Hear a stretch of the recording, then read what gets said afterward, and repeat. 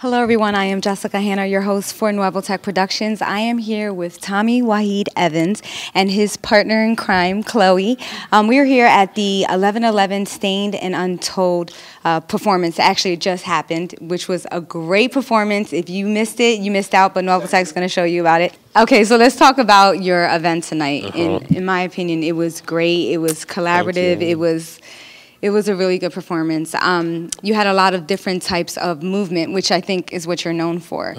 There was obviously jazz, ballet, but it looked like there was a lot of hip hop in there, and just a lot of Tommie. You know what I mean? A lot of Tommie-isms, your as yes, people would say. Tommie-isms. Okay, so is that what you wanted to portray in your dance? Tell us what you wanted the audience to get out of Stained and Untold. I always want the audience to be moved. I always want, I was raised in church, and you know when a good singer comes on the mic and then you're just like sitting there spellbound, Yes. and all of a sudden like something's just revving up inside of you and makes you just want to jump or makes you just want to cry.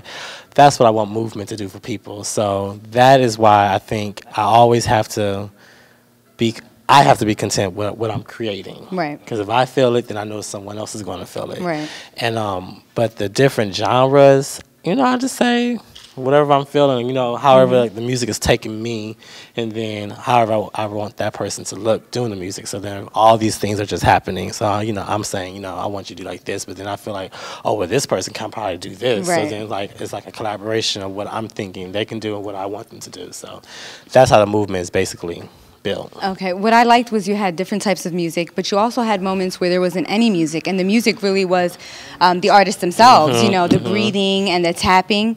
And how'd you come up with the idea to have that happen? I think silence is like the best thing in the world. It was amazing in the show. I liked it a lot. It's like the best thing in the world. It's like, when a movie starts and if the camera is facing at the actor, sorry, I cannot speak right now. Facing at the actor, and it's like you're just sitting there waiting. It's kind of like, what's about to happen? What's about to happen? What's about to happen? So I love silence, and I think that's just the way we can really see the artist for their true self. Yeah. I also noticed that it seemed very spiritual, especially in the beginning. My mother would be very happy about that. Yeah, it was very spiritual, but it was also very uplifting. It was also very energetic. Was that something you were trying to portray? Yes. I feel like all my works, my previous works, Redemption and Meetings Along the Edge, I'm not going to say I was in a darker place, but I feel like sometimes as a choreographer, you are doing what is a reflection of your life. Okay. So one of my goals for 2010 is just to be happy, like no matter what's coming your way, just to be happy. And me and Chloe, we have a saying this year. We say, we did our best. So, in struggles, in tribulations, you just want to always, praise a higher being and just be thankful. Just be thankful for just being here another day, and see a new way that you can do it. And then when you do that, you can be grateful and you'll be happier. Right. So that's why I think my work reflects that. So basically you were true to yourself through this choreography. Okay, and Chloe, so you've seen the performance. He said that you helped him a lot with the whole production, which of course I'm sure a creative mind like yourself needs all the help that you can get. But you're also a member of Philadelphia. You want to tell us a little bit about that? Yeah, I joined Philadelphia in 2006. I'm originally from St. Louis. Okay. And actually Philadelphia is my first home. So I've been with them. This is my 4th season now. Wow. But throughout the time I've been with Danko, I also had an opportunity to start my own event management company called Tiger Lily Events. Okay. And that's where Tommie used, my expertise as far as like being a creative project manager and just really marketing the package, like the image of 11/11 Stained Untold. Like, how are we going to get it out to the public, and what is it going to look like, and what audience are we tapping into? So that was where I kind of came in, just kind of like saw this vision. Of course, he has the creative side of it, but I kind of made it logistical, as far as like where we're going to have it and how many people do we expect, and what our tickets going to look like, and we have to send press. Thank goodness you guys are here. Yeah. So what did you think about the show today? Well, it's so great because I did have an opportunity to see it, because of course when you're working you're not really able to see it, but I got a chance to really see the second act, and it was phenomenal. He made a comment earlier, like he wants the audience to be moved. I was definitely moved. I mean, I'm a dancer, so I have a lot lot of respect for artistry in general, but I mean, when I saw the power of the men on stage dancing, giving it their all, it just felt incredible. You know, there were times where I'm just like, whoa, yes, I see you, you know, like, and at times I was like, oh, I'm hyped, like, you know, but it felt really good. It just, the energy was really, really good, and I admire all of the men for the hard work that they put in and just for giving themselves, so that an audience member like myself was definitely moved. Okay. Yeah. So about the energy was insane, especially with the techno music. Oh my gosh, that was insane. But there was a part that I know I'm speaking for everybody when I say one of your dancers, he was in a split, and then he came up from the split and stood on, I think, his heels. Gary. Seriously, tell me about that choreography. Jeter. That was crazy. That's funny. That was that an accident? No, okay. It was definitely purposeful.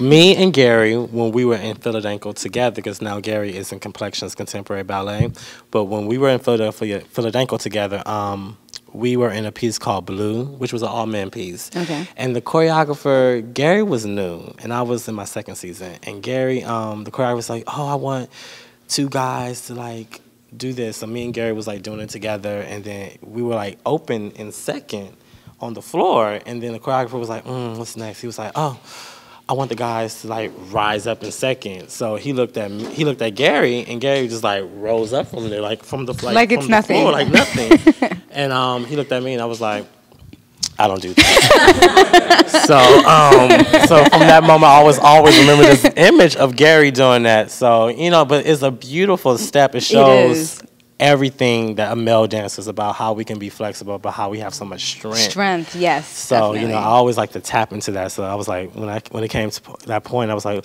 Gary, I was like, can you do that thing that you used do to that thing that I won't do? Yeah, you do it, I don't. But, you know, that is the beautiful thing about being a choreographer and still being a dancer, is that you appreciate other people's strengths. Right. You know, I feel like sometimes working with choreographers as a dancer, like, they will only do what they do. Right. And that's not what I want to do as a choreographer. You know, if someone's a adagio mover, I want them to move adage. And I want to really tap into that and see what I can do with that. And, like, you know, when it comes to turns and jumps, like, there's a lot of stuff I choreograph that personally you won't see me doing, but I can tell you, like, do it like this and go. But, you know, but that's just the beauty of dance.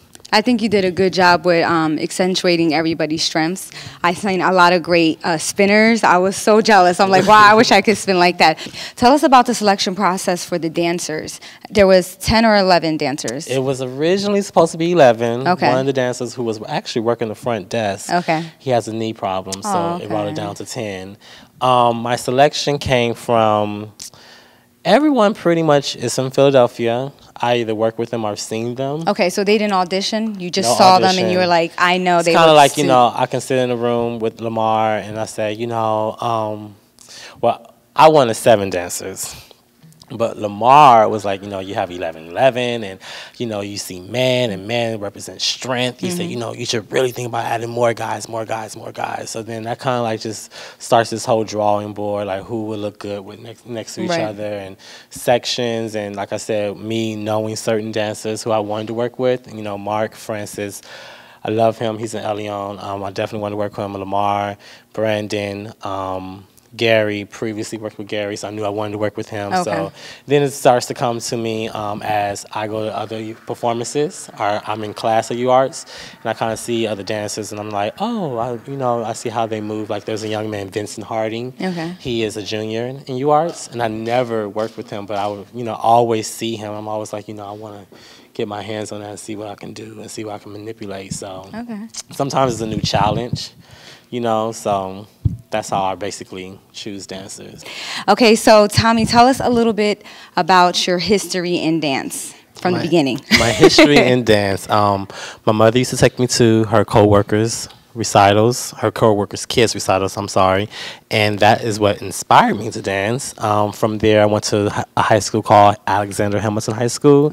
It was a magnet school, and then from there, I went to the Ailey School in New York, and then from the Ailey School, I joined a company in Los Angeles called Lulu Washington Dance Theater, and then from Lulu Washington, I came to Philadelphia, and then now at Philadelphia, I'm in my 8th season, and I'm also a resident choreographer over at Elion Dance Theater. Okay, so what brought you from Los Angeles all the way to Philadelphia? You know, the East Coast is where dance is at. You know, That's concert true. dance. You know, if you want to be in LA, you can do commercial or movies, but I'm not really interested in that. I wanted to do more contemporary movement, modern movement. So basically, you know, you have to move to New York to do that. So is from true. New York, I wanted to be in the Ailey company.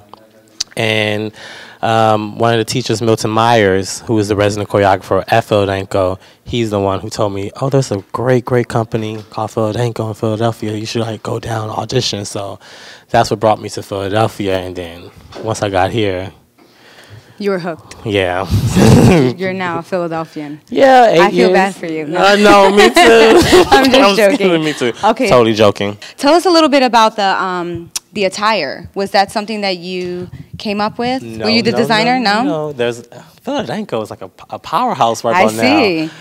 In Philadelphia, we have a member named Jermaine Terry, and he does costumes. Okay. So when it came time to my show, I asked for his expertise, and Jermaine went far and beyond. Like, he is a great costume designer, and he can definitely like charge to the thousands and thousands and thousands. But you know, he really just did his thing and gave his all in it. I really particularly love the first act costumes, but I'm a favorite of the second. Me too. it's okay. Diversity, yeah, love it. Okay, so tell us a little bit about Waheed Works and where we can find information about your company.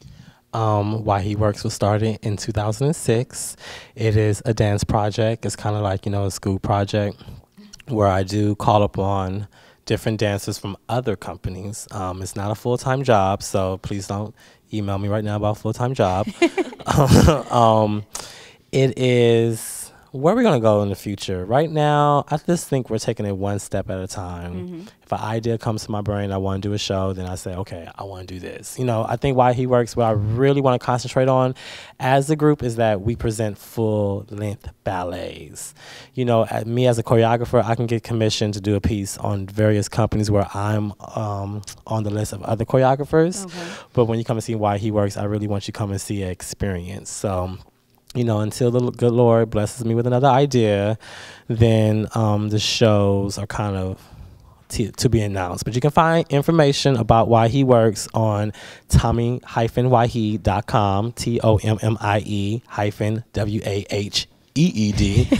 Or you can go to waheedworks.blogspot.com. Okay, and what about Philadelphia?